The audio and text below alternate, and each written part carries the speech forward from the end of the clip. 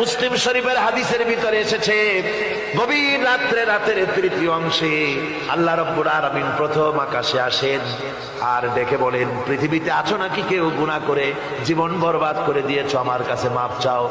ঋণগ্রস্ত আছো, অসুস্থ আছো, অপমানিত আছো, কে আছো মাসরুম, আমাকে ডাকো, আমার কাছে বলো, আমি ডাকের সাড়া দেব, জীবনের আশা পূরণ করে দেব।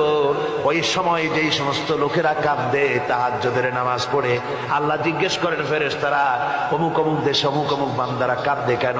ফেরেশতারা বলে, রব্বুল আলামিন তুমি তো ভালো করে জানো।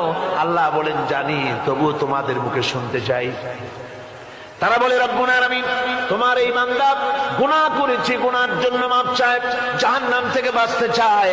আল্লাহ পাক বলেন, ফেরেশতারা আমার এই বান্দারা আমারে দেখেছে নাকি? বলে দেখে নাই।